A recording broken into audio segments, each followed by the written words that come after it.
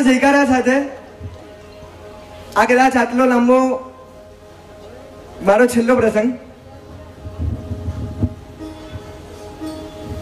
આજ સુધી ઘણા દીક્ષાર્થીઓને વિદાય કરાવવાનો લાભ મળ્યો, ઘણા દીક્ષાર્થીઓના બહુમાન સમારંભનો લાભ મળ્યો, ઘણા દીક્ષાર્થીઓને કદાચ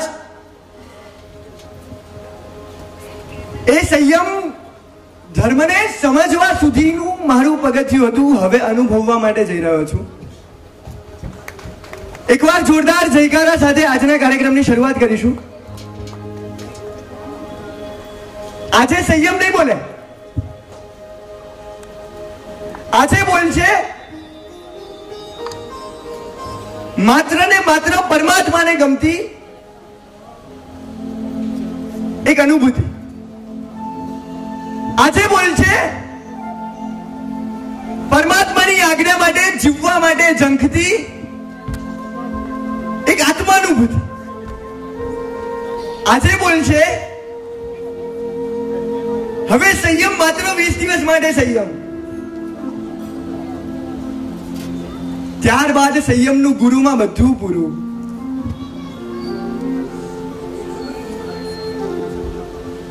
કેવી રીતે વૈરાગ્ય થયો, કેવી રીતે દીક્ષા આટલા ઓછા સમયમાં લેવાની ઈચ્છા થઈ ગઈ, કેવી રીતે આગળ વધ્યા, કેવી રીતે ગુરુ મહારાજ સાહેબે તમને ટ્રેનિંગ આપી, બધાને ઘણા બધા સવાલો છે. આજે જવાબો આપવા સાથે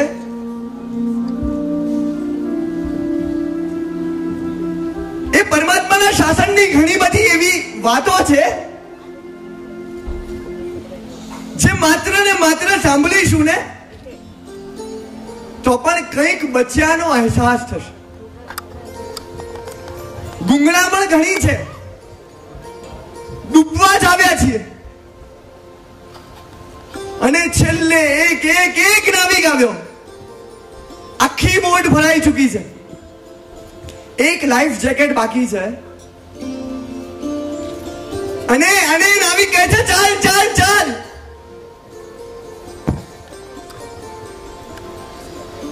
ના, મને ડૂબવા જ દો, મારે ડૂબવું જ છે. આવી અપેક્ષા સાથે આજ સુધી જીવ્યા છીએ. આજે પ્રયાસ એનો કરવો છે કે ભગવાન મારે બચવું છે, આટલું બોલી તો શકીએ. જોરદાર જયકારા સાથે આજના કહું છું વાત વૈરાગ્યની. પહેલા છે ને દીક્ષા મારી નક્કી નથી, એટલે આજનો પ્રોગ્રામ પહેલા હું જ લેવાનો હતો. ભાઈનો સાથ તારો ને મારો સંબંધ ન્યારો, આ પહેલા પ્રોગ્રામનું હેડિંગ હશે ને કદાચ ઘણા બધા વાંચ્યું હશે. પણ 2 દિવસ પહેલા જ એવું થયું કે જંબુ સ્વામીએ એક રાતમાં 527 આત્માઓના એવા તો ભાવ ચડાવ્યા કે બીજા દિવસે એમના લગ્નનો વરઘોડો દીક્ષાના વરઘોડામાં ટ્રાન્સફર થયો અને 527 આત્માઓ એક સાથે રજવાડાનો અંગીકાર કર્યું. આજે પરમાત્માને એક જ પ્રાર્થના દેરાસરમાં કરી, ઘરે આદિનાથ ભગવાનને કરીને અહીંયા આવીને પણ આદિનાથ ભગવાનને કરી કે ભગવાન કદાચ અહીં બેઠેલા એકાદ આત્માને પણ તારા સંયમ જીવન માટેનો અહોભાવ થશે ને તો આજનો આ કાર્યક્રમ સફળ છે. એક આત્મા હું ગોતીશ આજે. કોણ છે આત્મા જે સંસારમાં રહેવા છતાં સંસારમાં નથી રહી શકતો, જે હાજર છે છતાં ગેરહાજર છે? એવા આત્માઓને આજે ગોતવા છે. બાકી જાજમ ખંખેરીને ઉભા થશો ને તો બાળપણ પ્રભાવના સ્વરૂપે આ છે સંસાર નામનું જિનપ્રેમ વિજયજી મહારાજાનું પુસ્તક મળશે. ઘરે જઈને થોડા ઠંડા કરજો. પણ વિનંતી આજે એક છે કે હૃદયથી આવ્યા છો ને, હૃદય ખાલી કરીને જજો, સંસાર ખાલી કરીને જજો, સંસાર ભૂલીને જજો અને મને આશીર્વાદ આપજો કે જે રીતે સંસાર છોડું છું ને મનથી પણ એ રીતે સંસાર છૂટી જાય. જોરદાર જયકારા સાથે આજના કાર્યક્રમની શરૂઆત કરીશું. શ્રી જીવદયા પ્રતિપાદક, જૈન ધર્મના અણગાર, વિશ્વોપકાર સાગર, મોક્ષ માર્ગના દાતા, જ્યોતિર સ્વરૂપી, નિરંજન નિરાકાર, જૈન શાસન કે વડે બાદશાહ, દયાના ભંડાર, સમતાના સાગર, કરુણાના દરિયાદિલ, દેવાધિદેવ,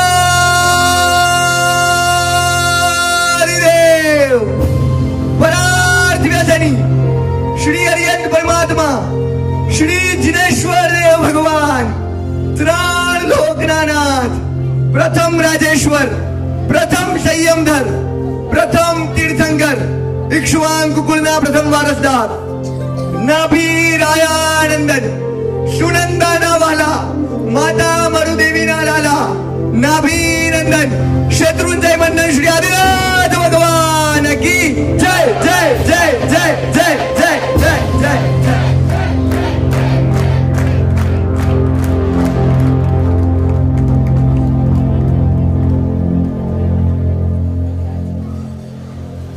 હવે કોઈ ડિસ્ટર્બન્સ નહીં. 1.5 કલાક 2 કલાક પરમાત્માની કૃપાથી જે મોઢામાંથી નીકળશે. રાત્રે 3 વાગ્યા, બપોરે 3 વાગ્યા સુધી ખબર નથી કે હું શું બોલીશ, પણ પ્રભુએ થોડું ઘણું સુઝાડ્યું. સૂરજમુખીનું ફૂલ જોયું છે? એની ખાસિયત શું? સૂરજ જ્યાં જ્યાં હોય ત્યાં ત્યાં એ ઢળતું જાય, બરાબર ને? સવારે પૂર્વ દિશામાં હોય સૂરજમુખીનું ફૂલ, બપોરે એકદમ ઉપર ખીલે અને પશ્ચિમ દિશામાં આખું સાંજ પરે ઢળી જાય. આજે સંયમમુખી બનવું છે. સંયમ જ્યાં જ્યાં દેખાય ત્યાં ત્યાં ઢળી જવું છે. આજે શાસનમુખી બનવું છે. પ્રભુનું શાસન, પ્રભુની આજ્ઞા જ્યાં જ્યાં હોય ત્યાં અભિમુખ બનવાનો આજે પ્રયત્ન કરવો છે. વેલ્યુ નથી આપણને શાસનની. આજે એ જ સંવેદના 1.5 કલાકથી ચાલે છે. નશ્વર સંબંધો જ્યારે સાથ છોડશે ત્યારે નિશ્ચિત મારો હાથ પકડશે. ભગવાન તો ત્યારે પણ તૈયાર છે કે નશ્વર સંબંધો ઉપર, આજ સુધી પૈસા ઉપર, આજ સુધી પત્ની ઉપર, આજ સુધી પરિવાર ઉપર ઘણો વિશ્વાસ કર્યો, ભગવાન ઉપર વિશ્વાસ ન કર્યો, અને છતાં છેલ્લે જ્યારે બધા છોડીને જશે, આખી જિંદગી રડાવ્યો છે મને, છેલ્લે કાંધ ઉપર વરાવ્યો છે મને.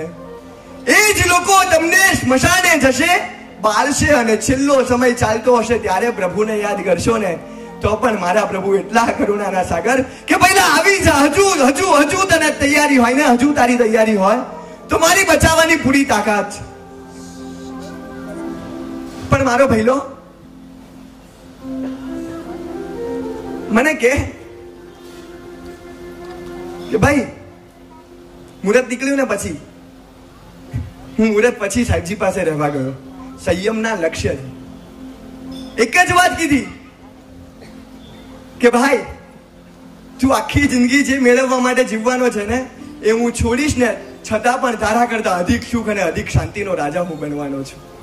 શું કીધું? આખી જિંદગી તું જેને મેળવવા દોડીશ, આખી જિંદગી તું જેની પાછળ દોડીશ, અને છેલ્લે થાકીને લથ થઈશ અને મને વંદન કરવા આવીશ અને મને કહીશ મને સાચો માર્ગ આપો, અને ત્યારે કહીશ કે આજથી બરાબર આટલા વર્ષો પહેલા જ્યારે તારી ઉંમર 19 વર્ષની હતી ને મારી ઉંમર 15 વર્ષની હતી, ત્યારે પણ તને કહેવા આવ્યો જ તો 50 વર્ષ જીવી લીધા ને પાછો તે એ જ પ્રશ્ન પૂછ્યો કે ભાઈ હવે હું શું કરું? એના કરતા પહેલા હજુ કહું છું કે ચાલ મારી સાથે, ચાલ મારી સાથે, હું પણ તને શાંતિ અને સુખનો રાજા બનાવવા માંગુ છું. અને આજે હું પણ તમને કહું છું, ચાલો મારી સાથે, ચાલો મારી સાથે, ચાલો મારી સાથે. એક ઘેટાનું ટોળું, કદાચ ઘણાએ વાત સાંભળી છે. ઘેટાનું ટોળું છે, જંગલમાં રમી રહ્યું છે, અને એક વખત એક સિંહની માતા, એક સિંહણે એક બચ્ચાને જન્મ આપ્યો. રોજ ઘેટાનું ટોળું આવે, પાછું જતું રહે, અને સિંહણની માતાએ એ સિંહણે એક સિંહને જન્મ આપ્યો, અને જોગાનું જોગ 3 દિવસમાં એ માતા મરી ગઈ. સિંહનું બચ્ચું નાનું, અટુલું, એકલું, શું કરે? આથડે આમ જાય. અને એક વખત ઘેટાનું ટોળું આવ્યું અને સિંહના બચ્ચા પાસે ઊભું રહ્યું. સિંહ જોવે છે કે હા કોઈક આવ્યું, મારી પાસે કોઈક આવ્યું, લાવ હું એમની પાસે જાઉં. અને એમની પાસે ગયું છે. પેલા ગોવાળિયાને પણ એવું થયું કે આને મારી જોડે રાખી લો, હજુ હિંસક નથી થયું, અને એની જોડે જાય. અને સિંહનું બચ્ચું ધીરે ધીરે ગોવાળ જોડે મોટું થવા માંડ્યું. ઘેટું ઘાસ ખાય, સિંહ પણ ઘાસ ખાય. ઘેટું આમ તેમ દોડે, સિંહ પણ આમ તેમ દોડે. ઘેટું માય ગાંગલું, સિંહ પણ માય ગાંગલો પાક્યો. અને થોડો થોડો સિંહ મોટો થયો ને એક દિવસ જંગલમાં ગોવાળીઓ ચરાવવા માટે પાછો ગયો. ઘેટાઓ ચરતા હતા, સિંહ પણ ચરતો હતો ઘાસ. અને જોગાનું જોગ એક સિંહનું ટોળું સામેથી આવ્યું. જોરથી ત્રાડ કરી એક સિંહ, અને ઘેટા બધા ભાગી ગયા. પેલું સિંહનું બચ્ચું પણ ભાગવા માંડ્યું, કારણ કે ઘેટાના સંસ્કાર હતા. થોડું ભાગ્યું ત્યાં પાછળ જોવે છે, બીજી ત્રાડ પડી અને ઊભું રહે છે. હા, આ કોણ? આ કોણ? મારા જેવું જ છે. અને હજુ વિચારે છે ત્યાં ત્રીજી દાળ પડી અને સિંહનું બચ્ચું ઊભું રહી ગયું. મારા જેવા જ દેખાય છે, મારા જેવા જ છે.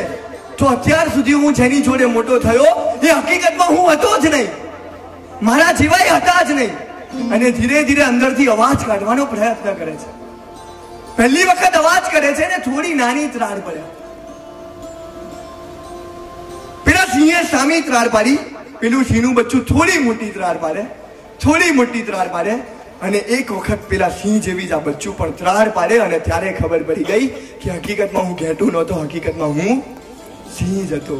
હું તમને એ જ કહેવા માંગુ છું, ઘેટાના ટોળા વચ્ચે અમે બંને ઉછર્યા. ઘેટા ઘાસ ખાય, અમે પણ ઘાસ ખાતા હતા. ધીરે ઘાસ કર્યું, noodles, Maggi, dosa, pasta, okay, અમે પણ એમાં પડી ગયા હતા. ઘેટાઓને પૂતગલ ગમે, અમને પણ પૂતગલ ગમવા માંડ્યા. અને ધીરે ધીરે અમે મોટા થયા. આમ તેમ અથડાતા કૂટાતા એક વખત નરરત્નસુરી નામના સિંહે ત્રાડ પાડી. સંસાર અમ્મી અસારે.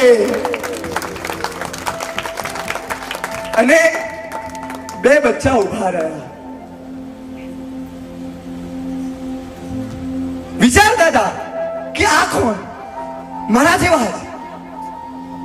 અને પાછા ઉભા રહ્યા. ઘેટાઓ તો ભાગી ગયા. ફરી પાછી ત્રાડ પાડી. સંસાર અમ્મી અસારે. હવે બરાબર કાન મંડાયા. હા હા, આ જ છે, એ જે છે ને એના જેવો જ હું છું.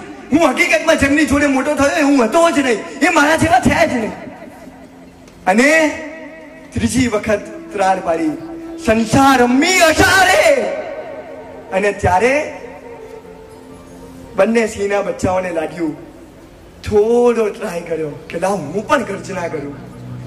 ગર્જના થોડી નાની થતી હતી, હજુ વિષયોમાં મન ખેંચાઈ જતું. આજે પણ ખેંચાઈ જાય. પાછો અવાજ કર્યો. પહેલી વખત સાહેબજી પાસેથી રોકાઈને ઘરે આવ્યા ત્યારે પાછું ટીવીમાં મન લાગી ગયું, પાછું મોબાઈલમાં મન લાગી ગયું. બીજી વખત ઘરેથી આવ્યા ત્યારે થોડો વૈરાગ્ય વધ્યો. અને ત્રીજી વખત જ્યારે ઘરે આવ્યા ત્યારે એવી તો મોટી ગર્જના એ નરરત્નસુરી નામના સિંહે કરી, સંસાર અમને અસારે. ને ત્યારે કીધું કે હવે તમારા જેવી ગર્જના અમારે જોઈએ જોઈએ ને જોઈએ. અને ત્યારે ધૈર્યભાઈ રૂપી સિંહ મુહૂર્ત લઈને આવ્યા. અને હું પાછું ઘેટું બનવાની દોડમાં પાછો જતો હતો. પણ એક સિંહની ત્રાડથી હું ગુઠ્ઠો થયો હતો. બીજો સિંહ જે મારો જ ભેરું, એને પાછી ત્રાડ પાડી. હજુ જાગી જા, સંસાર અમ્મી અસારે. અને ત્યારે થયું સારું, એક જ માએ બે દીકરા જણ્યા. એક જ માતાની કુકમાંથી એક ઘેટું ને એક સિંહ ચાલે જ કઈ રીતે?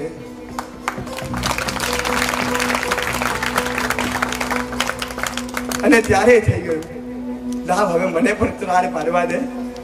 અને ત્યારે એ સિંહને જોતા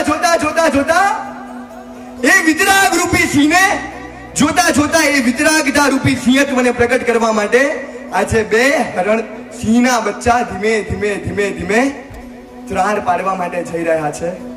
બસ એનો આજે આ ઉત્સવ છે, એનો આજે મહોત્સવ છે, એની આજે આ સંવેદના છે, એની આજે આ લાગણી છે. અને એની હૃદયની વ્યથા ઠાલવવા માટે સિંહનું બચ્ચું પાછું ઘેટાઓ પાસે આવ્યું છે. સંસ્કાર થોડાક લીધેલા છે, હજુ સિંહત્વ બરાબર ઓળખાયું નથી. પણ જેટલું ઓળખાયું છે ને એટલે સિંહને ખબર પડી ગઈ કે ઘેટાના માયકાંગલા પણા કરતા તો થોડું ઘણું પણ સિંહત્વ વધુ સારું છે. અને આજે કહેવા માટે સિંહનું બચ્ચું સિંહ પાસેથી રજા લઈને એ માયકાંગલાપણાને છોડાવવા માટે અથવા એ માયકાંગલાપણાનો પક્ષપાત છોડાવવા માટે થોડો ઘણો પ્રયત્ન કરશે. એ પહેલા વિનંતી કરીશ કૈવનભાઈને કે આપણને એક મજાના क्या सोवे नहीं मिच्छामी विक्रम उठे जाग मुसाफिर भोर भयो अब रहने कहा तू सोवत है जो सोवत है वो खोवत है जो जागत है वो पावत है. ક્યાંય કોણ બાજુમાં બેઠું છે? જ્યારે પણ નવરાશ વાતો કરવાનું મન થાય ને ત્યારે આજુબાજુમાં બેનર લગાવેલા છે. ધ્યાનથી વાંચજો. જ્યાં અનુભૂતિનો સુસવાટો થયો ત્યાં જ આ પત્તાનો મહેલ ઉડી ગયો. સંસારમાં હાજર છતાં ગેરહાજર એટલે શ્રાવક. કરવું હોય તો 100 રસ્તા છે, ન કરવું હોય તો 100 બહાના છે. બસ આવા સુવિચારો વાંચતા વાંચતા એ સંયમના ભાવ ટૂંક જ સમયમાં ત્રીજા સિંહ પણ આવી રહ્યા છે. તે પહેલા ઉઠ જાગ મુસાફિર ભોર ભયો. મેં પ્રશ્ન પૂછ્યો તો મહાત્માને, થોડા ઊંડા ઉતરીએ. ઉઠ અને જાગ બે શબ્દ વપરાયા છે. ઉઠ જાગ મુસાફિર. ઉઠવું અને જાગવું બંનેમાં ફરક શું? મહાત્માએ મજાનો જવાબ દીધો હતો કે તું સવારે વિહાર કર્યા પછી રાત્રે એકદમ થાકેલો હોય અને એક મહાત્મા સવારે 4:30 વાગે આવે ને કીધું, જોરથી બૂમ પાડી, સંયમ, ચાલો નમો હરિયંતાનમ, પ્રભાત થઈ ગઈ. અને થોડી આંખો ચોળી, હજુ ઊંઘમાં છે પણ અર્ધ જાગૃત અવસ્થા. અને એક બીજા મહાત્મા આવ્યા, સીધો હાથ પકડેલો ઉભો કર્યો. હવે પૂર્ણપણે સભાન થઈ ગયા. આંખો ચોળીને એ ઉઠવું થયું અને હાથ ખેંચીને જાગ્યા. હાથ ખેંચીને તરત ઊભા થયા, એ જાગવું થયું. ગુરુકુલ વાસ ઉઠવાનો છે અને સંયમ જીવન જાગવાનું છે. સંસાર પ્રત્યેનો પક્ષપાત છૂટવો એટલે ઉઠવું અને સંસાર છૂટવો એટલે જાગવું. આજે ઉઠવાનો પ્રયત્ન કરીશું.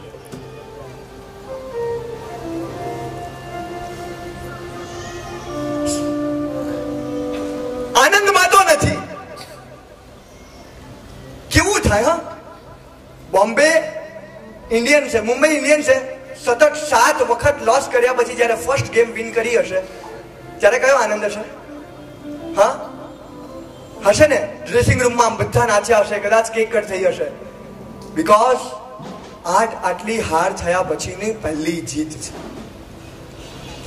સાંભળી લેજે મહારાજા, અનાદિ કાળથી તારી ગુલામી ગણી ગઈ. હવે તારા તાબામાંથી મારી જાત છોડાવી રહ્યો છું.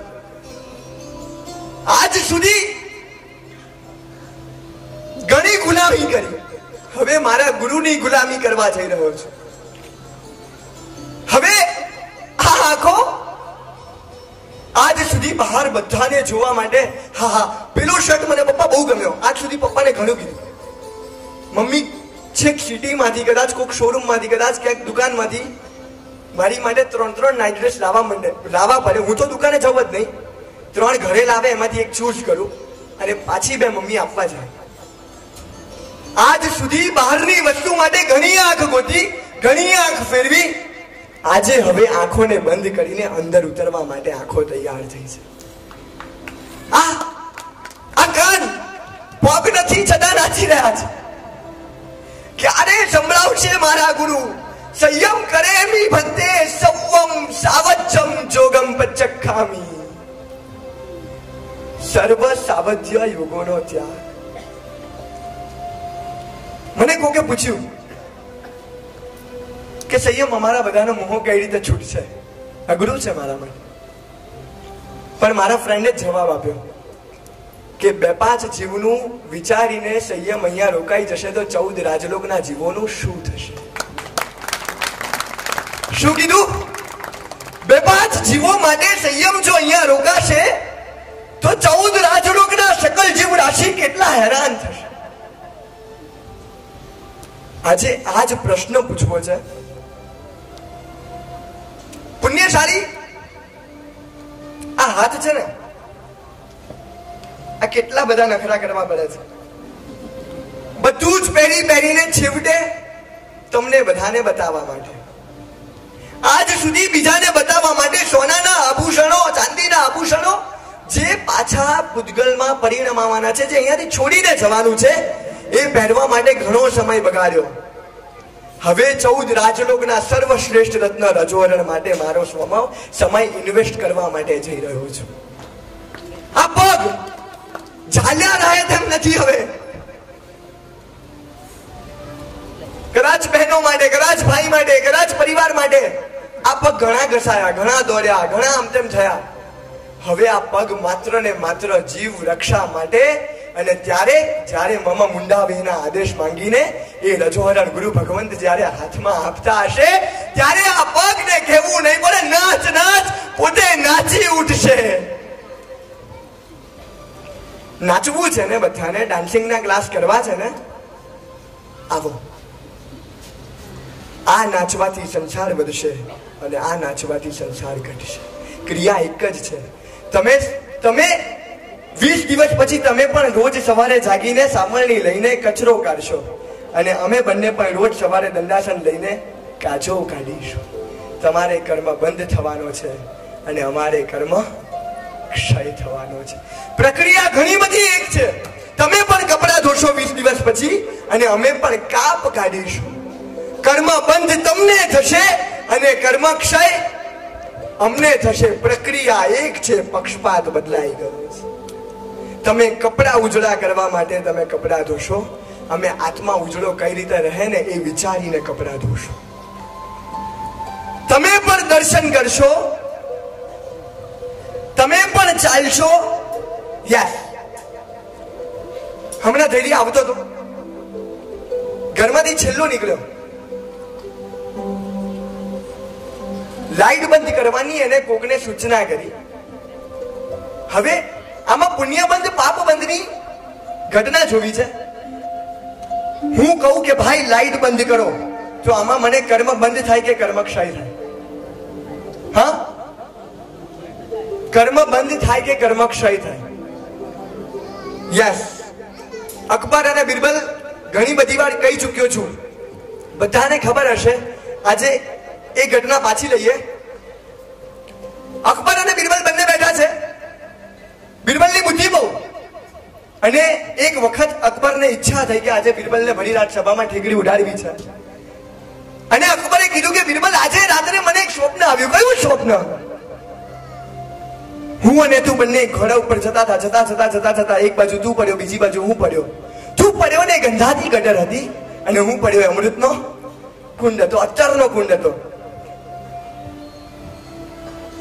બધા હસવા માંડ્યા. બિરબલ કેવો ખરાબ થયો હશે. અને પછી બિરબલે કીધું, ખોટું ના લાગે તો એક વાત કહું રાજન. રાજન ફફડ્યા, પણ હવે હા પાડ્યા વગર છૂટકો નહોતો. રાજાને કીધું, બોલ. આટલે સુધી તો મને પણ સ્વપ્ન આવ્યું હતું, પણ તમારા કરતા થોડુંક આગળ પણ આવ્યું હતું. શું સ્વપ્ન? આપણે બંને ઘોડા ઉપર જતા એક બાજુ તું પડ્યો, એક બાજુ હું પડ્યો. તમે પડ્યા, એક બાજુ હું પડ્યો એ ગંધાતી ગટર હતી, તમે પડ્યા એ અત્તરનો કૂવો હતો. પછી આપણે બંને ઊભા થયા. રાજન, મારું શરીર છે ને બહુ લથબથતું, ગંધાતું, સ્મેલ એવી ખરાબ આવે, દુર્ગંધ છૂટે, અને તમારા શરીરમાંથી સુગંધ આવે. એટલે હું તમને ચાટતો હતો અને તમે ક્યાં ઊભા છો એ મહત્વનું નથી, કોને ચાટો છો એ મહત્વનું છે. કદાચ અમે તો હવે અત્તરના કૂવામાં પડવા જઈ રહ્યા છીએ, પણ આજે તમને એવું તો લાગવું જોઈએ કે આ ગટરમાં હું ક્યાં સુધી પડેલો રહીશ. જો આવું લાગશે ને, ગટર ગમશે નહીં ને, તો ગટરમાંથી ઊભા થવાની ઈચ્છા થશે. બાકી ભૂંડમાં ને આપણામાં કોઈ ફરક નથી. પુણ્યશાળી ક્યાં ઊભા છો? લાઈટ બંધ કરવાની વાત ચાલતી હતી. આમાં 3 વસ્તુ છે. લાઈટ બંધ કર, પહેલા બિલ વધી રહ્યું છે. બીજો ઇન્ટેન્શન, લાઈટ બંધ કર, અજવાળું મને ગમતું નથી. અને ત્રીજો છે, લાઈટ બંધ કર, તેવકાઈના જીવોની વિરાધના થઈ રહી છે. વાક્ય એક જ છે, ઇન્ટેન્શન 3 છે. લાઈટ બંધ કર, બિલ વધી રહ્યું છે, આમાં પૈસાની ચિંતા. અહીંયા કર્મ બંધ છે. લાઈટ બંધ કર, મને નથી ગમતું, આમાં મારી ચિંતા, આમાં પણ કર્મ બંધ છે. અને લાઈટ બંધ કર, પેલા જીવોનું શું થતું હશે, આમાં પેલા જીવોનો વિચાર છે, માટે આમાં કર્મ ક્ષય છે. જ્યાં મારું અને જ્યાં હું અને મારું આ બે વસ્તુ વિચારીશું ત્યાં કર્મ બંધ જ થવાનો છે. અને જ્યાં સર્વનું વિચારીશું ત્યાં કર્મ ક્ષય થવાનો છે. હવે અમારા બંનેમાં, આપણા બંનેમાં એક જ ફરક રહેશે, તમે હું અને મારું માં અટવાશો અને અમે સર્વનું વિચારીશું. મારો ભઈલો આવે છે, જલ્દી જલ્દી પધારો, આવો.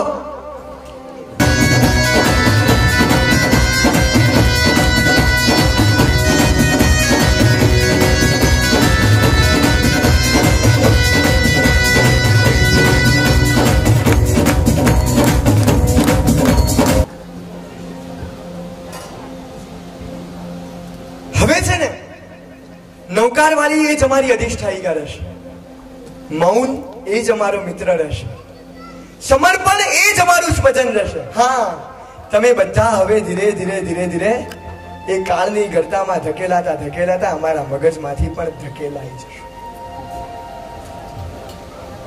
અમને જોઈને પણ તમને વૈરાગ્ય છે ને, સાલું મેં આને મારો માન્યો હતો ને એ જતો રહ્યો મને છોડીને, તો પણ હું કહું છું કે તમે છોડી દો. લાગણી એને જ કહેવાય કે જ્યાં હિતની ચિંતા હોય. લાગણી એને ન કહેવાય કે જ્યાં માત્ર ને માત્ર સુખની ચિંતા હોય. ફરીથી બોલું, લાગણી એને જ કહેવાય કે જ્યાં હિતની ચિંતા હોય. લાગણી એને ન કહેવાય કે જ્યાં સુખની ચિંતા હોય. દીકરો પરસેવાથી લેફ જેફ હોય, ઘરે આવે ને માતાઓ તમે પહેલા શું કરો? હાજી, પંખો ચાલુ કરો. દીકરા એસી ચાલુ છે, ચાલ. આ સુખની ચિંતા છે, આ લાગણી નથી. અને દીકરો પરસેવાથી રેફજેફ થઈને આવ્યો હોય ઘરમાં, મમ્મી પંખો. દીકરા 5 મિનિટ. સાધુ ભગવાન તો ઉપાસનીમાં 24 કલાક પંખા વગર રહે ને આપણે 5 મિનિટ ના રહી શકીએ. અને ધીરે ધીરે એ માવડી સંસ્કાર પાડે, ગરમીમાં રહેતા શીખવાડે.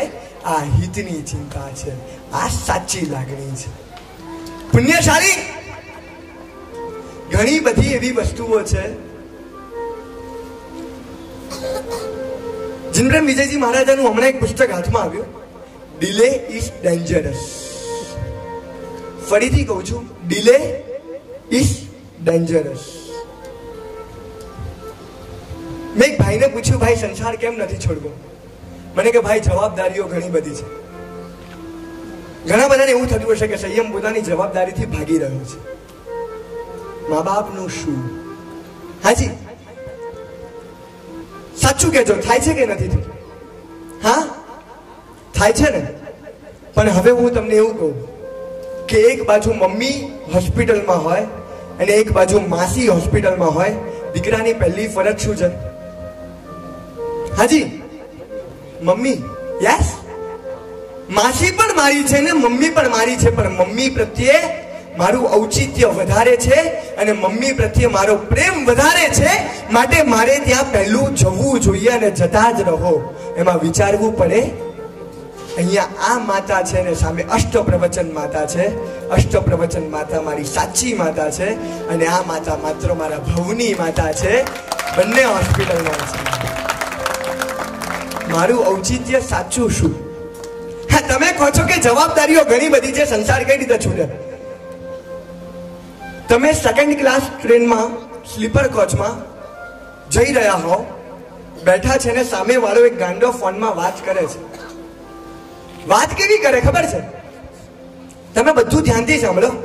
ફોનમાં વાત કરે, અરે ના ભાઈ ના ટાઈમ નથી. હા, આવતા અઠવાડિયે કદાચ વ્હાઈટ હાઉસમાં જવાનું ગોઠવીશું, વાંધો નથી. અરે મારે જાપાનનું થોડું કામ છે, ચાઇનાના મુખ્યમંત્રી મળવા આવે છે. હા, ના 700 કરોડનો લોસ એના કરતા 900 કરોડનો નફો વધારે છે, પેલો પ્રોજેક્ટ જવા દો. ભાઈ સેકન્ડ ક્લાસના ડબ્બામાં બેઠો છે, ભાઈ વિધાઉટ એસી છે, ગાંડો છે અને તમારી સામે આવી વાત કરે, તમે શું કરો? હા, હસો ને? સેકન્ડ ક્લાસમાં બેઠો બેઠો વોશિંગ્ટન ડીસી ની વાતો કરે છે ને જાપાનના મુખ્યમંત્રીની વાતો કરે છે. પુણ્યશાળી, તમને હું એ જ કહું છું, વાસ્તવિકમાં તમે જે છો એ ઓળખ્યા વગર બહારની બધી જ ચિંતા કરો છો. આજ આપણું સૌથી મોટું ગાંડપણ છે. જે મારું છે હજુ ઓળખી જ નથી શક્યો ને જે ઓળખ્યા છે વાસ્તવિકમાં મારા નથી. જેની માટે આખી જિંદગી લડીશ, જેની માટે આખી જિંદગી રડીશ, જેની માટે આખી જિંદગી ઘસાઈશ,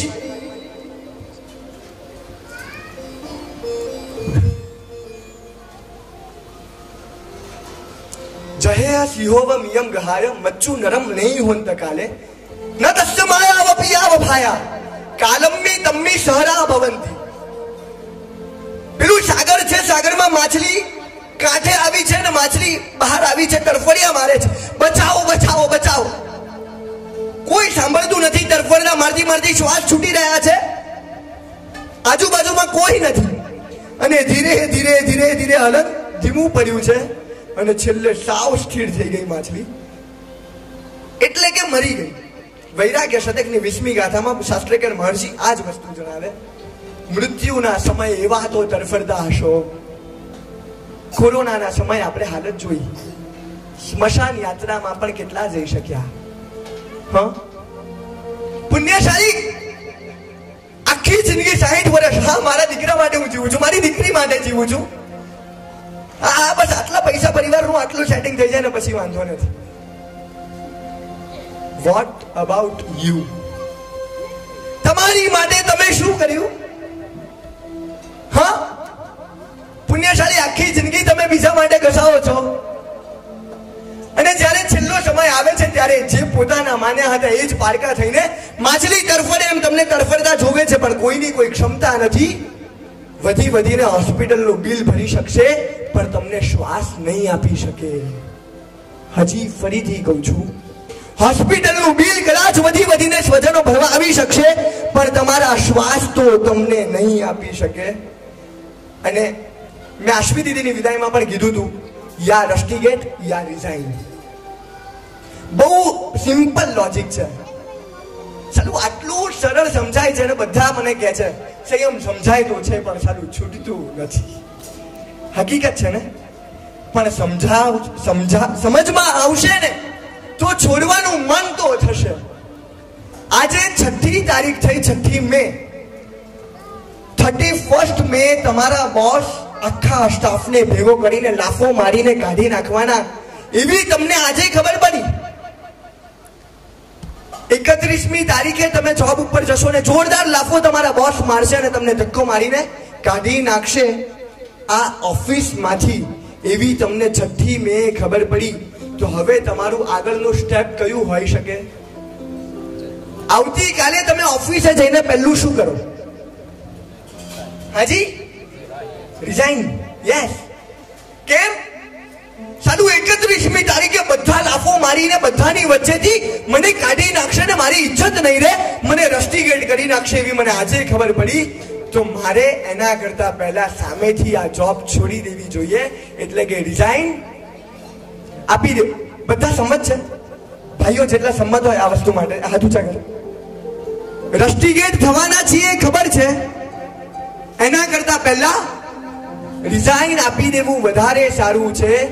પરમાત્મા એ જ કહે છે, ભઈલા આજે નહીં તો કાલે, કાલે નહીં તો ક્યારેક, ક્યારેક ક્યારેક ક્યારેક, કદાચ આવતી ક્ષણે, નહીં તો કાલે, નહીં તો આવતા મહિને, નહીં તો આવતા વર્ષે અથવા 5-10 વર્ષે પણ પેલી કર્મ સત્તા આવશે ને જોરદાર એક કેન્સરની લપડાક મારશે, એક ટીબીની લપડાક મારશે, એક એક્સિડન્ટની લપડાક મારશે અને બધા વચ્ચેથી તમને ધક્કો મારીને રસ્ટિગેટ કરી નાખશે એવી તમને ને મને ખબર. તો હવે પગલું શું હોવું જોઈએ? યસ, રસ્ટિગેટ થવાના છીએ ખબર છે. હવે આપણી આદર્શ, આપણી બુદ્ધિ એ જ સાચી કે રિઝાઇન કરી દઈએ, છૂટી જવાનું છે ખબર પડે તો આજે જ આપણે છોડી દેવું વધારે સારું છે. અને તમે બધા હજુ વિચારી રહ્યા છો અથવા વિચાર પણ નથી, રસ્ટિગેટ થવાની રાહ જોઈ રહ્યા છો.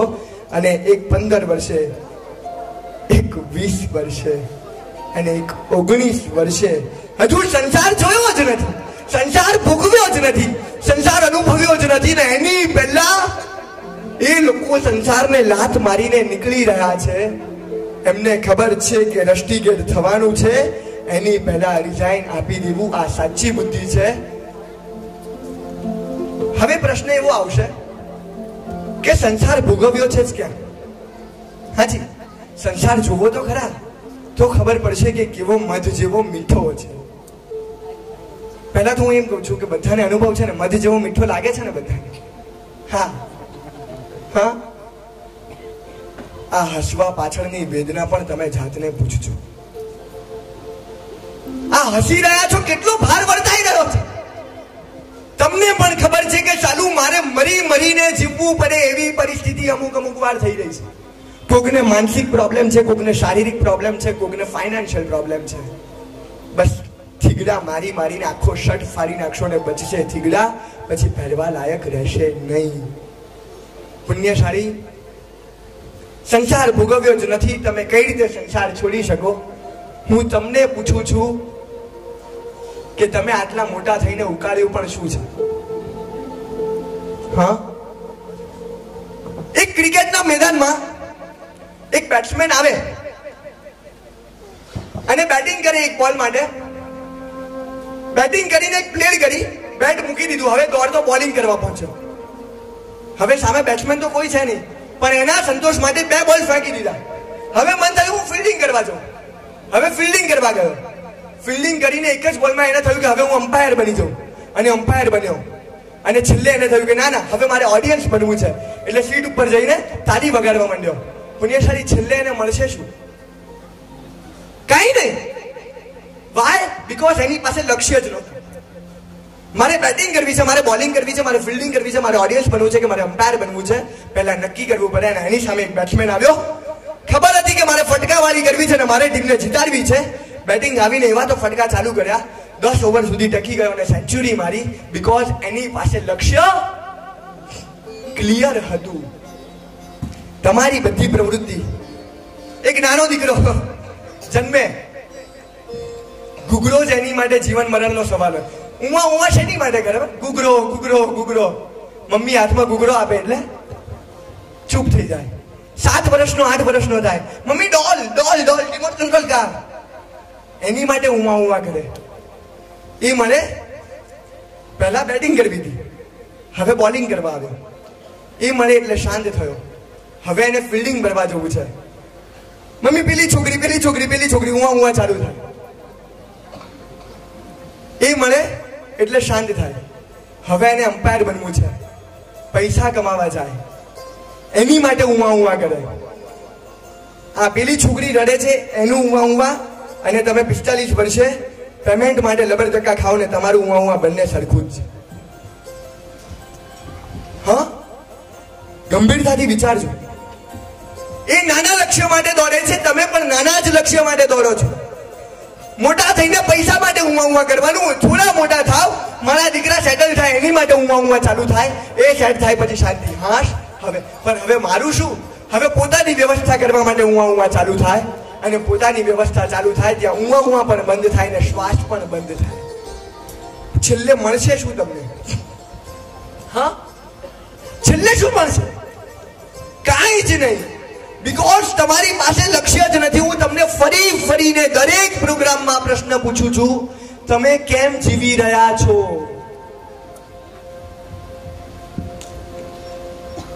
હા, શેની માટે જીવો છો? ટેલ મી, શેની માટે જીવો છો? લક્ષ્ય જ નથી.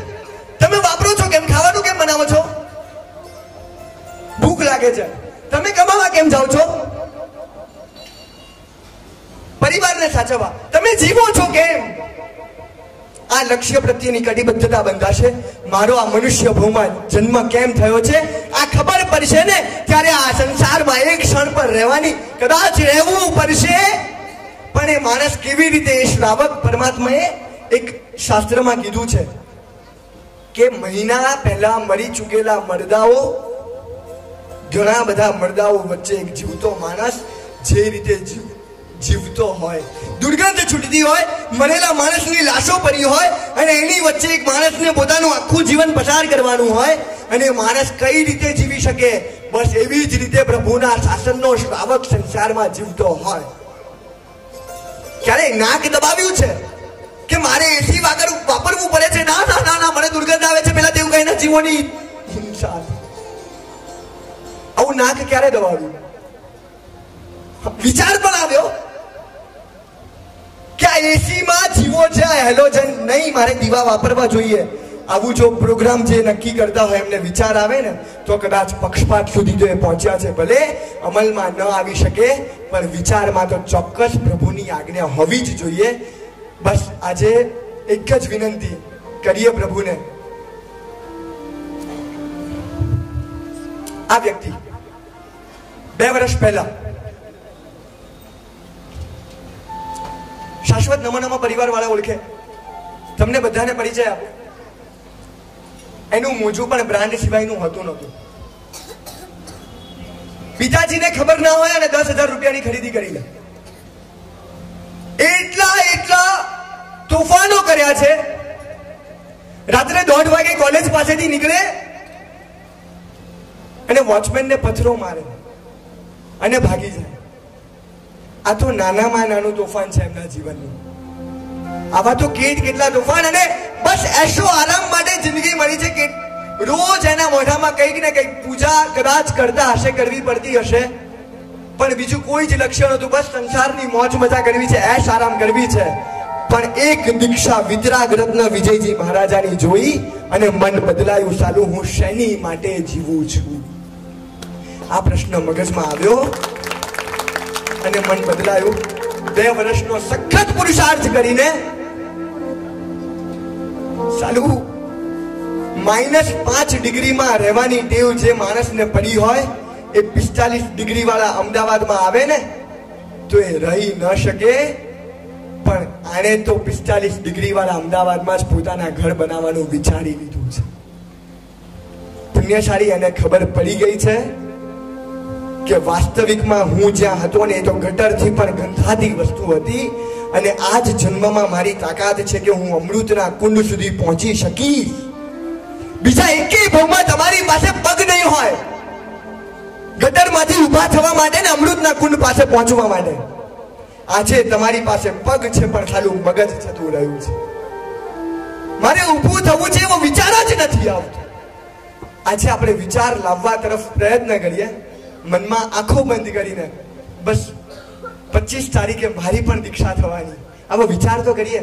11 મહાત્માઓ, 11 આત્માઓ જ્યારે પોતાનું મસ્તક મુંડન કરીને મન પણ મુંડશે અને 11ની સવારી જ્યારે નીચે આંખે ચાલતી હશે, એમાં એક 38 વર્ષના પિતા હશે, એમના પત્ની હશે, એમની નાનકડી 13 વર્ષની દીકરી હશે, 13 વર્ષનો એક દીકરો, 14 વર્ષના 3 દીકરા, 19 વર્ષનો એક દીકરો, 20 વર્ષનો એક દીકરો, 24 વર્ષની 2 દીકરી. આટલી યુવાનીમાં આખો સંસાર છોડીને જાય. બસ ત્યારે દીક્ષામાં બેઠા બેઠા તમને પણ મન થયું છે નહીં આ સંસારમાં કાંઈ જ નથી, ડિલે કરવા જેવું નથી, કોણ સારું મારું છે, સાલું મારું છે એની માટે હું જીવતો નથી અને જે જીવું છું એ સાલું મારું નથી. આ પ્રશ્ન ઘૂરતા ઘૂરતા તમે પણ ઊભા થયા છો ગુરુ ભગવંત પાસે. નહીં ગુરુ ભગવંત, હવે આ સંસારમાં રહેવા જેવું જ નથી, પ્લીઝ મને દીક્ષા આપો. આ ભાવ સાથે આગળના ગીત તરફ કૈવનભાઈ આપણને લઈ જાય. સંયમ ક્યારે મળશે, ક્યારે મળશે, મુજને ક્યારે મળશે સંયમ? આ ભાવના પણ કરીશું ને તો આજે નહીં તો કાલે, કાલે નહીં તો ક્યારેક, અને ક્યારેક નહીં તો કોક ભાવમાં પણ મારા ને. એમાં મારું કશું જ નથી, આમ પણ હોય પણ નહીં. એક ભગવાન નરત્ન સુરેશ્વરજી મહારાજ અને એક ભગવાન ચિંતન વિજયજી મહારાજ, બંનેના પદાર્થો છે અને છેલ્લે મળીને આવ્યા છે નરત્ન સુરેશ્વરજી મહારાજા પાસે અને આવતીકાલે સવારે 4 વાગે જઈ રહ્યા છે ચિંતન વિજયજી મહારાજા પાસે. મળ્યા પણ જલ્દી એમને અને મળશે પણ જલ્દી એમને.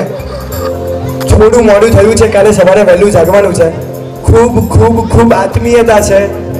બસ એના કારણે જ અમે બંને ભૌતિક ક્ષેત્રમાં સંયમભાઈને ત્યાં, ગોવિંદ કાકા બરાબર ને, સંયમભાઈને ત્યાં પણ અમે બંને સાથે જોબ કરી સાથે રહ્યા ત્યાં પણ વિચારતા હતા કે કન્સ્ટ્રક્શનનું શીખીને 24 વર્ષે આપણે ઊભા થઈ જઈશું અને શાસનમાં ક્યાં ક્યાં કન્સ્ટ્રક્શનની જરૂર છે બધો લાભ આપણે જ લઈશું. આવા બધા ખર્ચાને ડોલર ગોતવા માટે મહાત્માઓએ ફરવું પડે, આ આપણને શરમજનક વાત છે. એના કરતાં આપણે બે બીડું ઉપાડીશું. 24 વર્ષની ઉંમરથી આપણે જે પણ મહાત્માઓને જ્યાં જ્યાં પણ શાસનને કન્સ્ટ્રક્શનની જરૂર હશે આપણે બંને પહોંચીશું. આવા સ્વપ્ન જોતા હતા ત્યાં તો મહાત્માએ બોલાવ્યા કે તમારે આવા સિમેન્ટના મકાન ચણવાની જરૂર નથી, આવો શ્રદ્ધાનો મહેલ ચણી નાખો, મજાનું સુખ ત્યાં જ છે. અને અમે બંને સાથે જ ભૌતિક ક્ષેત્રમાં પણ સાથે અને આધ્યાત્મિક ક્ષેત્રમાં પણ સાથે કદમ માંડવા જઈ રહ્યા છે અને અહીંથી વિદાય લઈ રહ્યા છે. એ પહેલા અમે એકબીજાને ભીના ભીના ભાવથી બસ પહેલા તારો પંથ પણ સદા ઉજમાળ બને અને મારો પંથ પણ સદા ઉજમાળ બને. આ ક્ષણ કદાચ 5 વર્ષ 7 વર્ષ પછી કદાચ ક્યારેક પરિણામ કરતા જોર આવતું હશે ને 25 પુલની જગ્યાએ 10 પુલમાં બતાવતા હોઈશું અને ત્યારે યાદ આવશે આખો સંઘ ભેગો થયો હતો, એની હાજરીમાં તમે એકબીજાને ભાવ વિના વધામણા કર્યા હતા અને કીધું હતું કે શુદ્ધ ચારિત્ર પાળજે. એ બુદ્ધિ ક્યાં ગઈ અને યાદ આવશે ને અમે પાછું સરસ મજાનું પરિલેખન ચાલુ કરશું.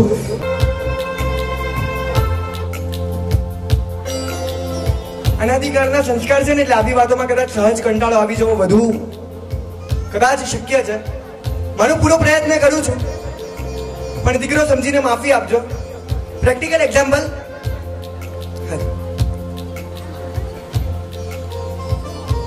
આ રૂમાલ અહીંયા પડ્યો છે અને આ સ્પીકર અહીંયા પડ્યું છે. અહીંથી અહીં લઈ જવામાં શું સહેલું પડશે? ઉચકાતું. વાય? બીકોઝ વજનદાર છે. અમારી પાસે 20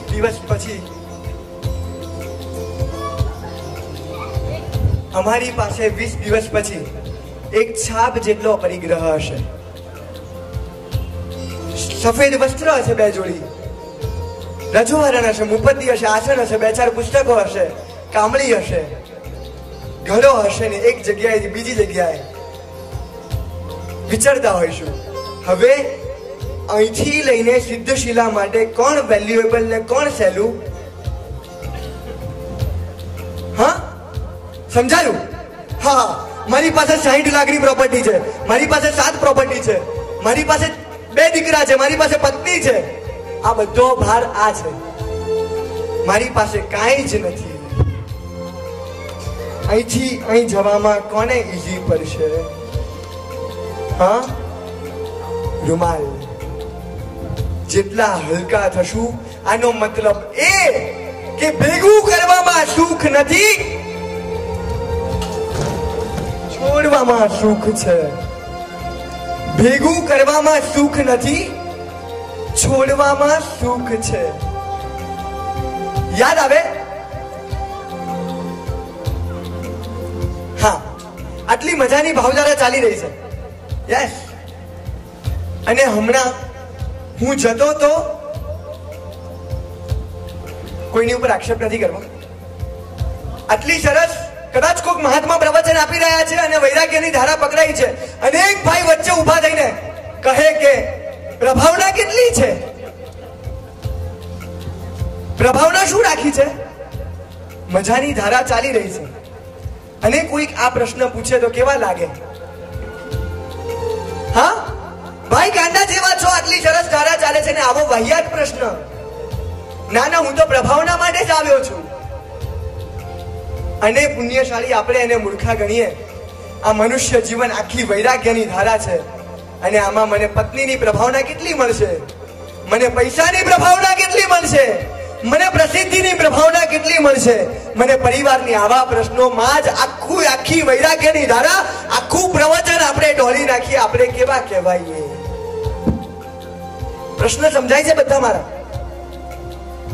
આજે જાતને આજ પૂછવાનું છે કે પુણ્યશાળી મેળવવામાં સુખ છે કે છોડવામાં સુખ છે? 20 ઈંટના ભારા કોકના માથે હોય અને જાય. હાશ, હવે ક્યારે ઉતરશે, ક્યારે ઉતરશે, ક્યારે ઉતરશે? એટલે પહેલા 1 ઈંટ હતી, ઓછો ભાર હતો, પછી 2 ઈંટ થઈ, પછી એમ કરતા કરતા 20 ઈંટ થઈ. આમ બધાને બતાવવું છે કે હું 20 ઈંટ ઉચકી શકું છું. પણ અંદરથી એને ખબર છે કે આના જેવું બીજું કોઈ દુઃખ નથી. યસ, મારી પાસે 20 કરોડ રૂપિયા છે, હું 20 કરોડ રૂપિયાનો સ્વામી છું. આવું બધાને બતાવવું છે. બીકોઝ આ બતાવવામાં લોકો મને વખાણ કરશે ને એમાં જિંદગી પતી જશે, અને ભાર ઉચકતા આપણી પોતાની જિંદગી પતી જશે. હવે 1 કરોડ ઓછા કરો. હવે તમારી ને શાંતિ વચ્ચે અંતર 19 કરોડનું થયું. 18 કરોડ કરો. તમારી ને શાંતિ વચ્ચે 18 કરોડ થયા. એમ કરતા જ્યારે માત્ર ને માત્ર 10,000 રૂપિયા વધશે ત્યારે તમારી અને શાંતિ વચ્ચે અંતર, અને જ્યારે 10,000 રૂપિયા પણ છોડી દેશો ત્યારે શાંતિ તમારી પાસે મળી જશે. એટલે મેળવવામાં સુખ નથી, છોડવામાં સુખ છે ને સંસારનું સુખ. અમારા આચાર્ય ભગવાનને એક ભાઈએ પ્રશ્ન કર્યો કે તમને શું ખબર કે લાડી ને ગાડીના સુખ કેવા હોય? હા, આજ પ્રશ્ન પૂછો ને તમે અમને કે ભાઈ તમે તો લાડી ને ગાડીના સુખ જોયા જ નથી, કેવા હોય? આચાર્ય ભગવાનને મજાનો જવાબ આપ્યો હતો. હોસ્પિટલમાં 2 રૂમમાં 2 દર્દી છે. એક સાજો છે, એટલે તમારા જેવો કે અત્યારે હલનચલન કરી શકે છે, બધું જ છે. અને એક આઈસીયુમાં છે, નાકમાં નળી છે, કાનમાં નળી છે, યુરિન નળીથી પાસ કરવું પડે છે, અહીંયા પાઇપો લગાડેલી છે. હૃદય તો બંનેનું ચાલે છે ને, જીવે તો બંને જ છે, તો બંને સરખા કહેવાશે કેમ? હૃદય તો બંનેનું ચાલે છે પણ સરખા કહેવાશે નહીં, બીકોઝ આ નળીથી જીવી રહ્યો છે. મારા આચાર્ય ભગવાન આજ કહે લાડી વાડી ગાડી આ બધી નળી છે. એક નળી ખેંચી કાઢીશ ને તમે ધુઆ થઈ જશો. સુખ આધારમાં નથી, સુખ પરતંત્રપણામાં નથી, સુખ સ્વાતંત્રપણામાં છે. અને સંયમ જીવન પરથી છૂટા થઈને સ્વની શોધ આરંભવાની મજબૂત શરૂઆત. સંયમ જીવન એટલે પરને છોડીને પરમ ભણીની યાત્રા. સંયમ જીવન એટલે સ્વમાં ઉતરવાની અને સર્વને છોડવાની યાત્રા. અને સંયમ જીવન એટલે હું અને મારુંમાંથી સૌ અને સૌની આ જ વિચારધારામાં પહોંચવાની યાત્રા. સંયમ જીવન કેમ આ ભાવમાં? આ ભાવ સિવાય ક્યાંય સંયમ જીવન નથી. કૂતરો પણ પરિવાર કરે, કૂતરો પણ પરિવાર માટે ખાવાનું ભેગું કરે, કૂતરો પણ ગરડો થાય ને કૂતરો પણ મરી જાય.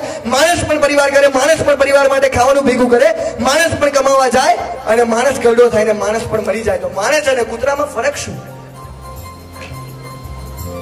આપણાને પશુમાં ફરક જ શું રહે? હા,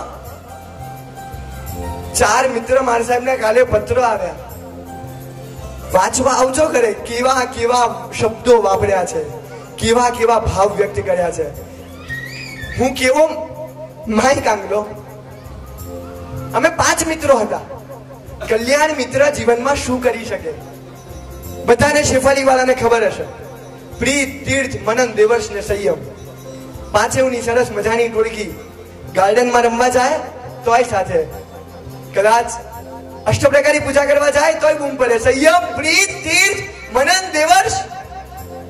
કદાચ સામાયિક કરવા જવાનું હશે તોય 5 ભેગા દેખાશે. પણ એક દુઃખની વાત એ થઈ કે સંયમ જીવન 4ને જ મળ્યું, 1 રહી ગયું. અને રોજ ક્યાંય પણ જવું ને પ્રશ્ન એ જ પૂછાય, ભાઈ કેમ રહી ગયો? ને આજે જવાબ આપું છું, હું પણ રહી જવાનો હતો નહીં, પણ મારી પાત્રતા થોડી નબળી પડી. કદાચ 5 વર્ષે 2 વર્ષે, પણ આજે હું પણ એમના ભણીની યાત્રા તરફ જઈ રહ્યો છું. સમય ઓછો છે, વ્યવહાર વધારે છે, એટલું જ કહીશ. બસ આ સંયમ જીવન પ્રત્યેની વફાદારી કોના જેવી આવે? ભદ્રંકર સુરેશ્વરજી મહારાજ, અમારા માઈ બાપ, અમારા દાદા, અમારું સર્વસ્વ. શેફાલીના તો બધા જ ઓળખતા હશે. એમનું ચારિત્ર જીવન, એમની ચારિત્રની શુદ્ધિ, એમની ચારિત્ર પ્રત્યેની કટિબદ્ધતા અજબ ગજબ. ઉકાળેલું પાણી ગરમ આવે ને તાસમાં ઠારે ને ધુમારા નીકળતા હોય ને પાણી નીકળે આંખમાંથી. પૂછે શિષ્ય કે સાહેબ આમાં ખોટું શું થયું? તો કે ગરમ પાણી પોણી કલાક ગળામાં રહેવા દે, ધુમારો નીકળી જાય ને પછી ઠારજે, કારણ કે ગરમ ધુમારો મારા વાવકાઈના જીવોને સહન થઈ શકશે નહીં. ત્યાં સુધીની વિચારધારાને આપણે પરસેવો નીકળ્યો નથી ને એસી ચાલુ થયું નથી. કેટલું પારતંત્ર્યપણું આપણી પાસે છે. નહીં મને તારાથી જ સુખ મળશે.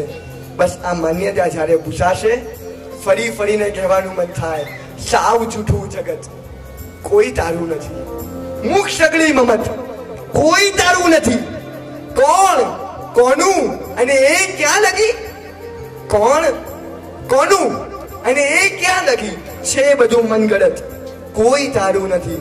કોક ઉંબર સુધી, કોક પાદર સુધી, છેક સુધી સતત. કોઈ તારું નથી. બોલ બોલ કેમ કરી મનાવું તને મારા મન? બોલ લાગી શરત? કોઈ તારું નથી. બસ કોઈ તારું નથી. આ પ્રશ્ન સમજાય અને પ્રભુ અને દેવ ગુરુ અને ધર્મ આજ મારા છે. 27 વર્ષની ઉંમરે 13 વર્ષની ઉંમરે એક મહાત્માએ દીક્ષા લીધી છે અને 4 વર્ષમાં એક ભયંકર વ્યાધિ આવ્યો જીવનમાં. કદાચ મોત જ થવાનું છે અને એક પ્રતિષ્ઠાના મહોત્સવમાં એ સાધ્વીજી ભગવંત રાત્રે 2:30 વાગે બહાર આવ્યા છે. સાધનામાં લાગ્યા છે. 57 કિલોમાંથી વજન એમનું 17 કિલો થયું છે. કેટલું? 17 કિલોના વજને સાધ્વીજી મહારાજ બેસી નથી શકતા અને સંકલ્પ કર્યો છે કે ભગવાન આજે તારામાં જો પ્રાણ પુરાય તો મારામાં પણ આજે પ્રાણ પુરાવા જ જોઈએ. બાકી મારી તારા પ્રત્યેની શ્રદ્ધા હવે ઓછી થશે. અને જોગાનું જોગ 2-3 દિવસમાં એક વૈદ મળ્યા અને દવા ચાલુ થઈ. ધીરે ધીરે ધીરે ધીરે રિકવરી આવવા માંડી. 3 વર્ષ ટ્રીટમેન્ટ ચાલી. 1800 ઇન્જેક્શન લીધા 3 વર્ષમાં. કેટલા? 12 લેપ્રોસ્કોપી, 6 ઇન્ડોસ્કોપી, 500 ગ્લુકોઝની બોટલ, 6 લોહીની બોટલ અને રોજની 35 ગોળીઓ. આટલી ટ્રીટમેન્ટ પછી 3 વર્ષે સાધ્વીજી ભગવંત સાજા થયા. હવે પછી પક્ષપાત જો હોય ને તો કદાચ કંઈ કરી નથી શકતા, પણ જ્યારે કરવાની જેલમાં 2 કેદી હોય, એક કેદીને જેલ ગમી ગઈ હોય અને એક ક્યારે છૂટું આ પ્રશ્ન હોય ને તો બંનેને મોકો મળશે, પણ એક જેલમાં જ રહી જશે અને એક જેલમાંથી ભાગી જશે. બીકોઝ બીજાને પ્રશ્ન હતો ક્યારે છૂટું. સંસારમાં પણ 2 વ્યક્તિ હોય, એક મિથ્યાત્વી હોય અને એક સમ્યક્ત્વી હોય. મિથ્યાત્વીને સંસાર ગમી જાય અને સમ્યક્ત્વીને ક્યારે છૂટું આ થાય અને જેવો મોકો મળે ને તો સમ્યક્ત્વી છૂટી શકે. મિથ્યાત્વી ત્યાંનો ત્યાં અનંત ભવ ભ્રમણમાં પાછો ધકેલાઈ જાય. આપણી વાત એ હતી એ સાધ્વીજી ભગવંત 21 વર્ષની ઉંમરે સાજા થાય. નીચામી 24 વર્ષ આવી હતી. 21 વર્ષે સાજા થયા. 27 વર્ધમાન તપની ઓલી 4 વર્ષના સમયગાળામાં રોજનો 151 લોકશ્લોક ઔષધ, 1 વર્ષમાં 2.5 લાખનો સ્વાધ્યાય, 1 વર્ષી તપ, માસક શમણ, 16 ઉપવાસ, 28 આ બધું સાધ્વીજી ભગવંતે સાજા થયા પછી કર્યું. અને જોગાનું જોગ કર્મ એવા કે 24 વર્ષે પાછી એ બીમારીએ ભરડો લીધો અને આ બીમારી હવે કોઈ મટાડી શક્યું નહીં. અને ત્યાં એક ભૂવો આવ્યો અને કીધું, જો સાધ્વીજી ભગવંત તમે જો માનતા હો ને તમારી ઈચ્છા હોય તો હું તમને સાજો કરવા તૈયાર છું. ખાલી ને ખાલી 5 મિનિટ તમે આ વેશ ઉતારીને સંસારીનો વેશ પહેરો. અને સાધ્વીજી ભગવંતનો જવાબ હતો, ભાઈ મોત મને મંજૂર છે, મરી જઈશ મને મંજૂર છે, પણ આ રજો હરણ હવે 1 સેકન્ડ પર છૂટું કરવાની મારી તાકાત નથી. સંયમ જીવનનો આ કમાલ છે. આ વેશનો પ્રભાવ આપણે વેશ જ ઓળખી નથી શક્યા. તમારા દીકરાઓ તમને પૂછે કે પપ્પા શ્રમણ ભગવંત એટલે શું, ઓળખાણ એ જ આપશે. હા, જો કોક પૂછે ને બેટા જો હવે સંયમ ભીઓ ધૈર્ય ભીઓ છે ને હવે લાંબા વિહાર કરશે, હવે સંયમ ભીઓ છે ને માથાના માળ હાથેથી ખેંચાવશે, હવે ઘરે ગોચરી વરવા જશે, આજ કહેશો ને દીકરા દીકરી. એની જગ્યાએ ઓળખાણ આવી આપો કે બેટા અજાણ્યો કરોડપતિ કોક ઘરે બપોરે 1:30 વાગે જાય ને ખખડાવે ને તો હું કે તારી બા બારણું ના ખોલીએ. ભલે અજાણ્યો કરોડપતિ છે પણ એ અજાણ્યો છે. અને એની જગ્યાએ સંયમ ભીઓ શ્રમણ વેશમાં કદાચ 22 વર્ષે નીચા મોઢે 3જા માળે જઈને કોક બારણે ધર્મલાપ શબ્દ બોલશે અને 3જા માળના 4 બારણા ઉગડી જશે. આ પ્રભુનો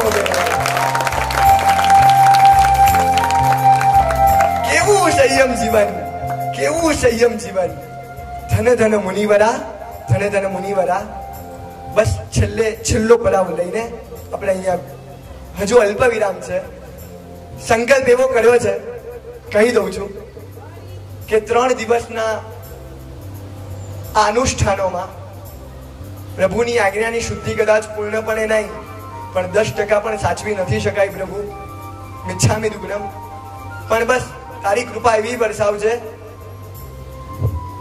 કે આ બેઠેલા મારા સ્વજનો જેમણે મને મારો માન્યો છે ને મેં જેમને મારા અત્યાર સુધી માન્યા હતા, બસ એમને જો સાચી લાગણી થાય અને આ અનુષ્ઠાનોમાં 3 દિવસમાં એવા બિંજાય કે અહીંયાથી જંબુ સ્વામીએ એ રાત્રિએ 527 આત્માઓને ક્લીન બોલી કર્યા હતા, પણ મારી ઈચ્છા છે કે આ 3 દિવસના અનુષ્ઠાનમાં ખાલી 27 આત્માઓના અંદર વૈરાગ્યના બીજ રોપાય એવી પ્રાર્થના છે. અને આ સંકલ્પ સાથે આપણે 3 દિવસના અનુષ્ઠાનો કરીશું.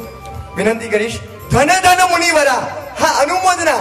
વાહ, મારો દીકરો SSC માં 91% લાવ્યો. ગામને કહેતા ફરીએ, જો મારો દીકરો 91% લાવ્યો. હવે નહીં કહીએ ભાઈ, જો આ મારા શાસનના મુનિવર છે, આ મારા શાસનના મુનિવર છે. વાહ, ધન ધન મુનિવરા, ધન ધન મુનિવરા. જો જોતા પણ હરખાઈશું ને તો એ હરખ જલ્દીથી આપણામાં આવી જશે અને આપણે પણ એવા જ થઈ જઈશું. બસ નજર ત્યાં રાખવાની જરૂર છે. વિનંતી કરીશ, ધન ધન મુનિવર.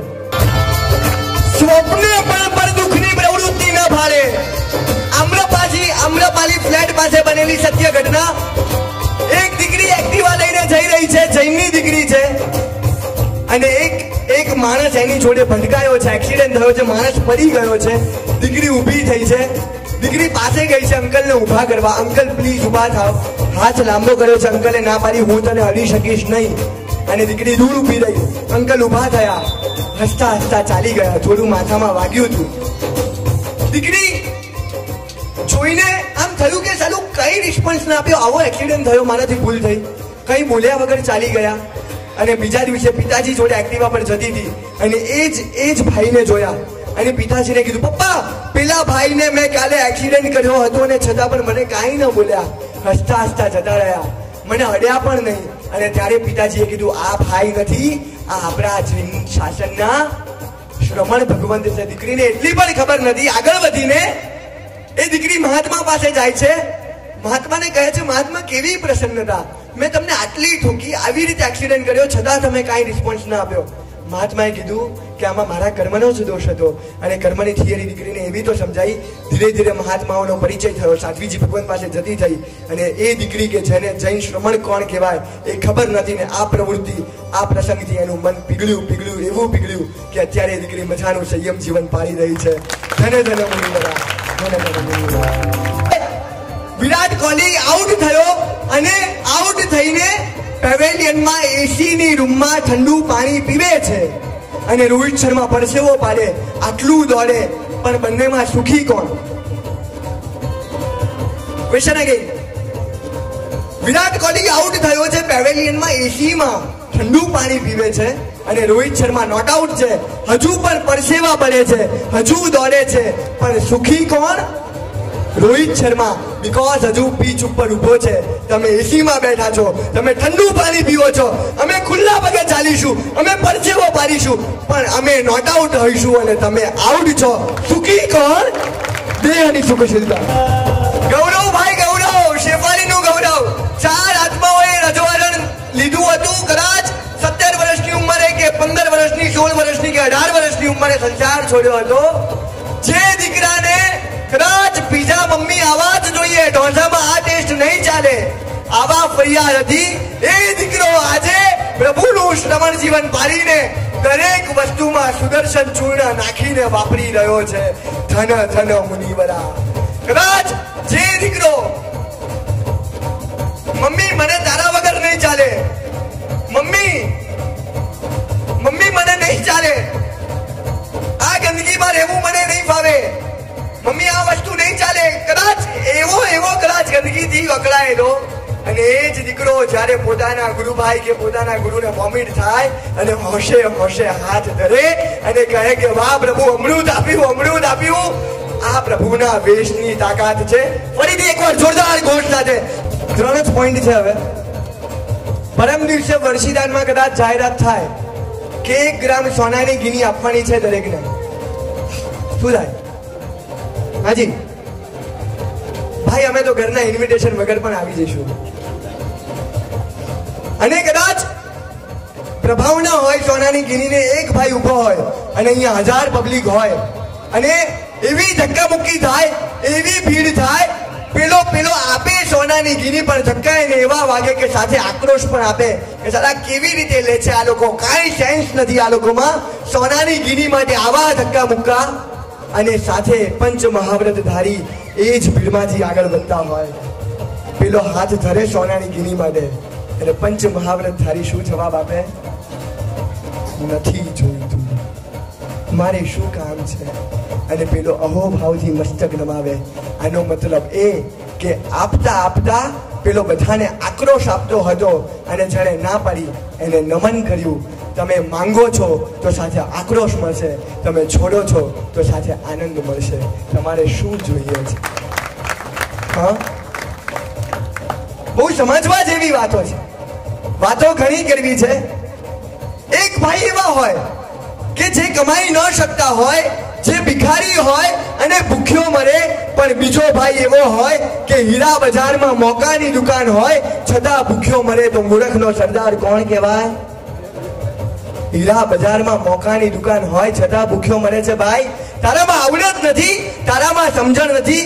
પુણ્યશાળી ગાય પણ એમની એમ મરી જશે ને આપણે પણ એમને મરી જશું. ગાય પાસે તો કાંઈ હતું નહીં ને મળશે, આપણી પાસે તો મનુષ્ય ભોમાં પણ પ્રભુના શાસન રૂપી હીરા બજારમાં મોકાની દુકાન હતી, છતાં આપણે એમને મળશું. મૂર્ખના સરદાર કોણ કહેવાશે? ઘણા બધા પ્રશ્નો છે. ચિંતન વિજયજી મહારાજે મજાનું એક વાક્ય લખ્યું છે.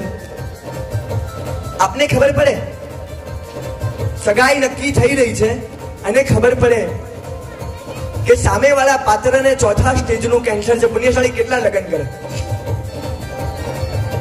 ફરીથી હા, દીકરાનું ગોઠવ્ય છે જોવાનું અને તમને ખબર પડે કે સામેવાળા પાત્રને 4થા સ્ટેજનું કેન્સર છે. કેટલા લોકો પોતાના દીકરાને એની જોડે પરણાવે? ન પરણાવે ને. બસ મહાત્મા આ જ કહી રહ્યા છે કે આવતીકાલે જે મરવાનું છે એની જોડે તમે પરણો, આનું નામ જ સંસાર. ફરીથી, આવતીકાલે જે મરી જવાનું છે એની જોડે પરણવું, એનો અર્થ જ સંસાર અને એનો જાડો અર્થ નશ્વર સંબંધો જ્યારે સાથ છોડશે. આજે નહીં તો કાલે, કાલે નહીં તો ક્યારેક તમે કાં તો પત્ની બેમાંથી એક જવાના, પછી પણ જીવી તો શકવાના જ છો ને. આજ સુધી પુણ્યશાળી કેટલાના સગાવાલા મારાય દાદા જતા રહ્યા, મારા દાદાનાય દાદા જતા રહ્યા, મારા દાદાના દાદાના દાદાએ જતા રહ્યા. કેટલા લોકો જીવી ગયા અમરપટ્ટો લઈને? કોઈ નહીં. અને કેટલા લોકો 20 વર્ષથી વધારે પોતાના ઘરના દીકરાને પણ યાદ રહ્યા? કોઈ નહીં.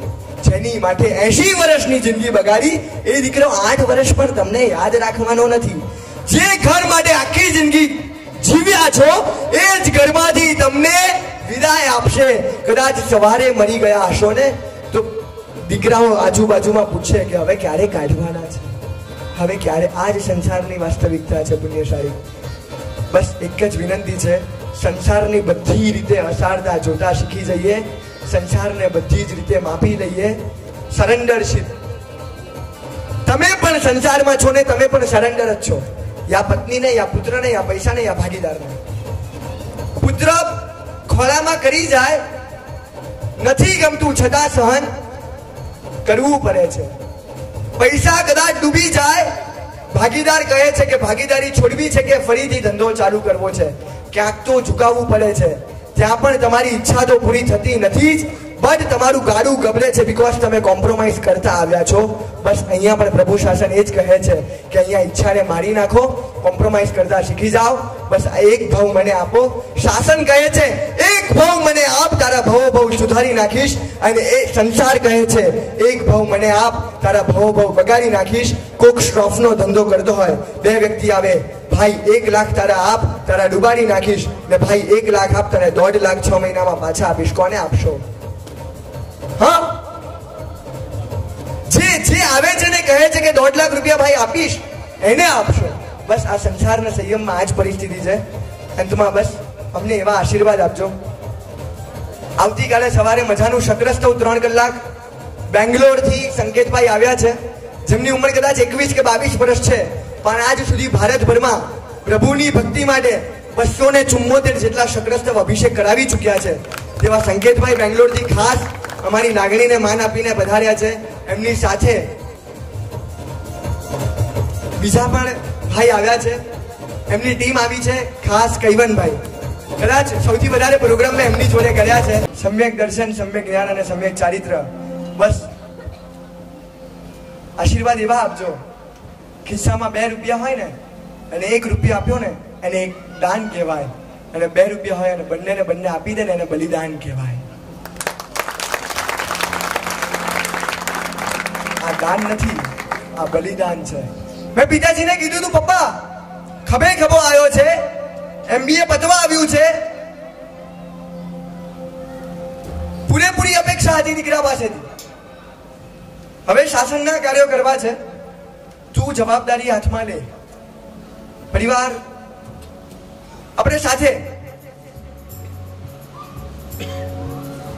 ચાલુ પણ થયું, સરસ મજાની ગાડી ચાલી હતી, અને ગુરુ ભગવંતે કીધું હતું કે 3 વર્ષ સુધી દીક્ષા તને નહીં આપું સંયમ. એટલે મન સેટ હતું ક્લિયર કે સંયમ હવે અહીંયા રહેશે, એટલે 3 વર્ષ સુધી તો વાંધો નહીં આવે. અને 3.5 મહિનામાં ધૈર્યનું મુહૂર્ત નીકળ્યું. પરિવારને એમ જ કે એક દીકરો જાય છે વાંધો નથી, પણ અમારી 1000 માતૃશ્રીને મંજૂર નહોતું. પિતાજીને ને બાને પણ પછી એવું થયું કે નાનો જાય છે તો મોટો કેમ રહી જાય, અને એક જાય તો બીજો પણ કેમ રહી જાય. અમારે આંખ તો બંને સરખા, અને એક અમીર બનશે ને એક ભિખારી રહેશે, આવું અમને પાલવશે નહીં. અને બંનેને રજા હર્ષ. પિતાજીને કીધું, પિતાજી જવાબદારીથી ભાગી રહ્યો છું એવું લાગતું નથી ને? બંને દીકરા તમારી પાસેથી જતા રહેશે. 2 ખભા હતા, બંને જતા રહેશે. તો કે દીકરા ચિંતા નથી, મને ખુશી છે કે મારી પાસે 2 જાય છે, પણ શાસન મને 200 આપીને જશે. મારી જરાય ચિંતા કરતો નહીં. આવા માતા પિતાની પરમ દિવસે તો મજાને, પરમ દિવસે ખાસ ગુજરાતમાં ગુજરાતી પ્રજા વચ્ચે સુરેશભાઈ ચેન્નઈ, કદાચ મારી માટે બહુ લાગણી છે, અને મને જેમના માટે બહુ લાગણી છે.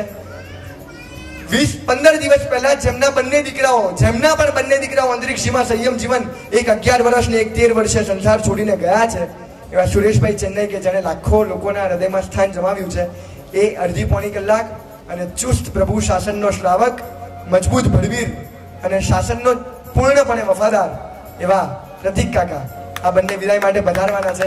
ખાસ કોઈએ ચૂકવા જેવું નથી. આ જે ભાવધારા છે ને, હવે વિષ્ઠામાં પાછા જશો પણ મીઠાઈ યાદ રહેવી જોઈએ. આવતીકાલે શક્રસ્તવ, બપોરે શુકન મહેંદી આઈ થિંક, અને પરિવારવાળા બધાને અમે કાલે બપોરે ન્યાય આપીશું. કાલે બપોરે રંગોત્સવ રાખ્યો છે, ગુલાલ. આનંદ છે, ક્યાંય આંસુ નહીં. ને આંસુ હોય તો એના કે દીકરાઓ તમે ઝૂંપડું છોડીને મહેલમાં જાઓ છો, અમે ઝૂંપડામાં હજુ ક્યાં સુધી રહીશું, આના આંસુ પાડજો. અમે કેમ જઈ રહ્યા છે, આના આંસુ હોવા જોઈએ નહીં. કાલે બપોરે પરિવારનો એક ઉત્સવ, અને કાલે સાંજે પાછાડાનો નાના ભૂલકાઓ કે ધૈર્યભાઈ, કદાચ મારો તો બધા જોડે પરિચય ઓછો, પણ ધૈર્યભાઈ જેની, કારણ કે મારું તો બધું પબ્લિક જતું રહ્યું છે. હવે જે રહ્યું છે, હવે ધૈર્યભાઈએ દરવાજો ખોલ્યો છે. અમારા મિત્રોએ અમારી મિત્રતા એવી નિભાવી કે એક ગયો ને પણ સાથે 5 ને લેતો ગયો. ધૈર્યભાઈ તારી ફ્રેન્ડશિપ કેવી છે ને હવે જોઈશું. આવતીકાલે એમનો ઉત્સાહ વ્યક્ત કરવા માટે પાછાડાનો સાંસ્કૃતિક કાર્યક્રમ, નાના 70 ભૂલકાઓ મજાનો કાર્યક્રમ કરશે. આવતીકાલે બહુમાન સંગવતી બધું જ આવતીકાલે રહેશે. અને પરમ દિવસે સવારે વર્ષીદાનનો ભવ્યાથી ભવ્ય, કદાચ 5 મુમુક્ષુ એક સાથે વરઘોડામાં હશે. વરઘોડો, ત્યારબાદ બેઠું વર્ષીદાન, ત્યારબાદ બપોરે સાંજી બહેનોનો જે પણ પ્રોગ્રામ હશે, અને પરમ દિવસે રાત્રે કુંવર તે તો કમાલ કરી, અંતિમ સંયમ મહેલ તરફનો આગમન સમારંભ. વિદાય સમારંભ નથી, સંયમ મહેલ ભણીનો આગમન સમારંભ છે. બધાને ખાસ વિનંતી છે કે વહેલેરા પધારજો. ચૂકાવા જેવું નથી. બસ જેટલા પણ આવ્યા છો, હૃદયથી આવ્યા છો, અને હૃદયથી માણજો તો હૃદય સુધી પહોંચાશે.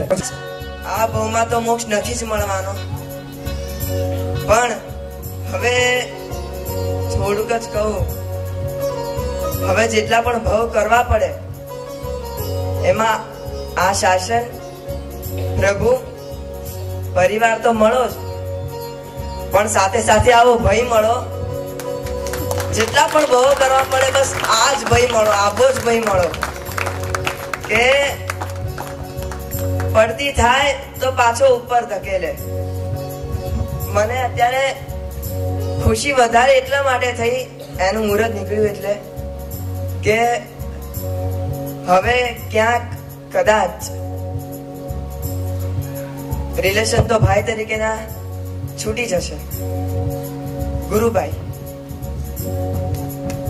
સામું પણ નહીં જોવે કદાચ 5, 10 કેટલા વર્ષ સુધી, પણ ક્યાંક એવું મને એને તો નમળું નિમિત્ત આવે તો પણ એ તો એને વધારે વૈરાગ્ય ચડવાનો છે, એ તો તમને બધાને પણ ખબર છે. પણ મારા જેવો સાચું કહું તો મારું મુહૂર્ત નીકળ્યા પછી કે પહેલા નાનપણથી ગણો તો એની પરિણીતિ એકદમ ઉચ્ચ. અત્યારે પણ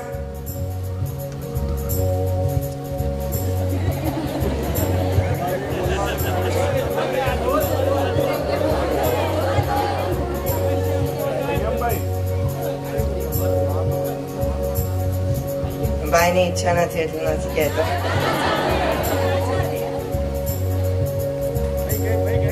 તમને લોકોને આટલું બધું એ કહે કે જીવ પ્રત્યેની મૈત્રી, જીવ પ્રત્યેની મૈત્રી તમને ઉતરે છે કેમ? એનામાં પડ્યું છે સતત એની એક એક પળ. બસ ક્યાંક જીવ ના મરે. સ્વિચ ચાલુ કરો નમો રેંતાણમ, પછી સ્વિચ ચાલુ કરવાની. આમ તો બને ત્યાં સુધી સ્વિચ ચાલુ જ કરતો જ નથી. બાથરૂમમાં જાય સ્વિચ ચાલુ કર્યા વગર ના. છેલ્લી વાર બેંગ્લોર થી આવ્યો ને ત્યાર પછી બાથરૂમમાં જાય, બહુ વધારે ગરમ પાણી થઈ ગયું હોય, આમ તો બાના કહેવાથી એ ગરમ પાણીથી નાય, પણ વધારે થઈ ગયું હોય ને તો ઠંડુ ના ઉમેરે, અંદર પરાત મંગાવે ને પરાતમાં ઠંડુ કરે અને પરાતમાં જ નાય ને એ જ પરાત ધાબે પરઠવા જાય. એ સુધીની એનો પ્રબળ વૈરાગ્ય.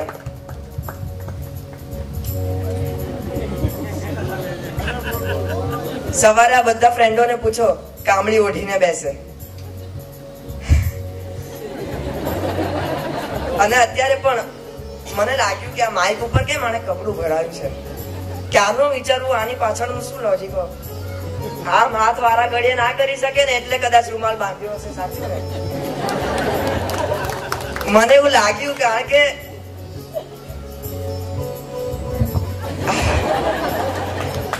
બસ આવો ભાઈ મળો. જેટલા પણ મારે ભાવ કરવા પડે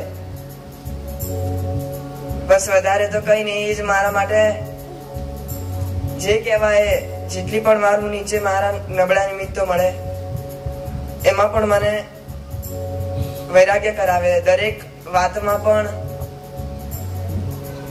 વિચારધારા, પ્રભુની ભક્તિ એની અદ્ભુત. તપોવનમાં રહ્યો એટલે પ્રભુ ભક્તિ કેટલું એવું મજબૂત છે સાધન, જે આની ભક્તિ તો હજી જોઈ નહીં હોય.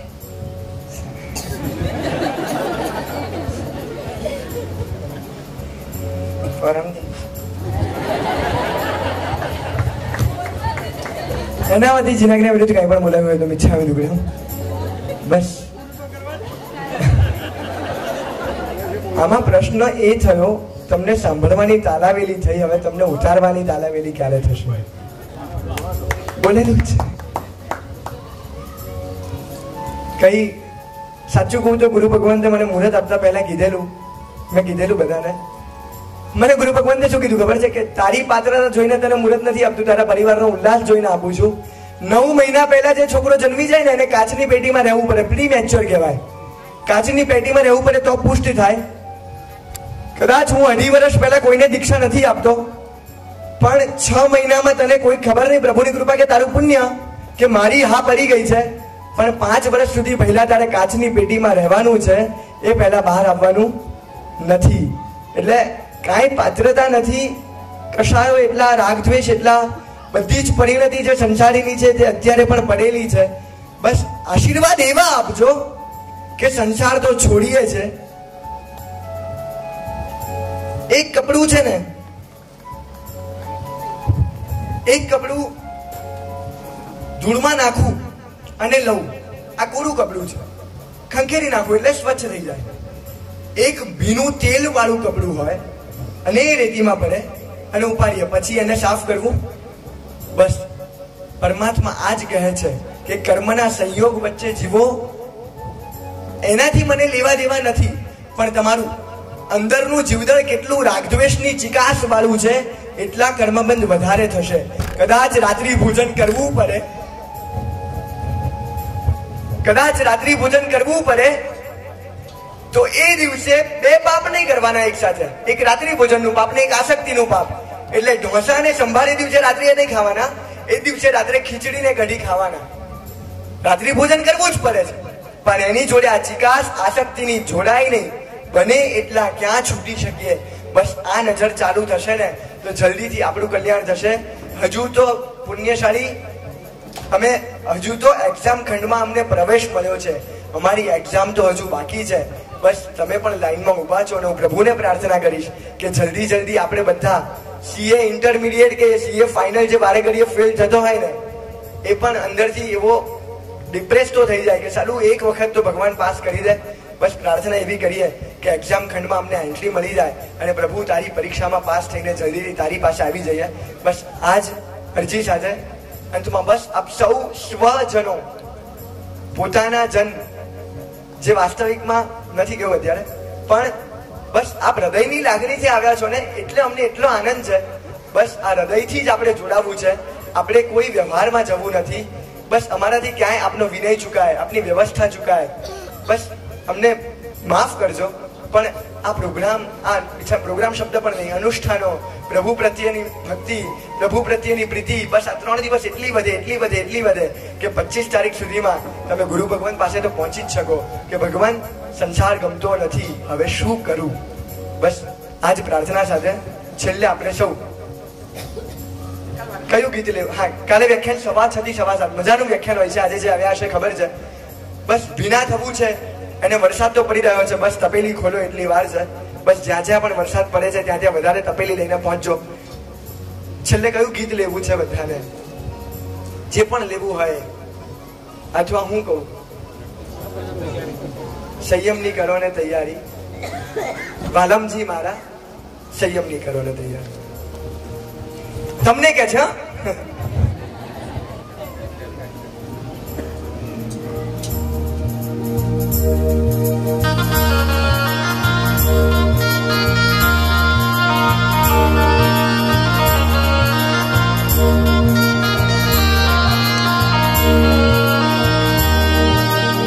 धीरे धीरे नहीं झटपट मारे, छोड़ दिया दुनियादार,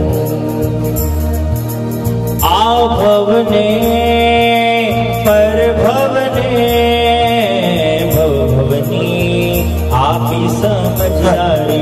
હેલો, હાજી કેટલા સેટ છે? હાજી, પરિવાર દીઠ એક સેટ.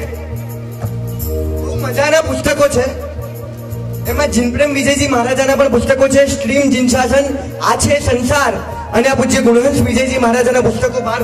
પરિવાર દીઠ એક લેજો, આશાતના ઓછી થાય, પણ વાંચન કરીને અમલમાં મૂકીશું તો મજા આવશે. પ્રભાવના તરીકે આજે બસ પ્રભુના વચનો વધારે લોકો સુધી પહોંચે, આ જ ભાવના છે. એટલે બહાર સ્ટોલ રાખેલો છે, બધા પરિવાર દીઠ એક સેટ લઈને અહીંથી પધારજો. અને બધાને એક હોમવર્ક છે કે કદાચ બની શકે ને તો બધા બેનર વાંચીને જજો. આમ તો 3 દિવસ રહેવાના જ છે, સતત સ્વાધ્યાય થાય, પણ એક બેનર છે ને પ્રભુનું મજાના વચનો અહીંયા લાગેલા છે. બધાને વિનંતી છે, વૈરાગ્ય પરિપુષ્ટ કરે એવા વચનો છે.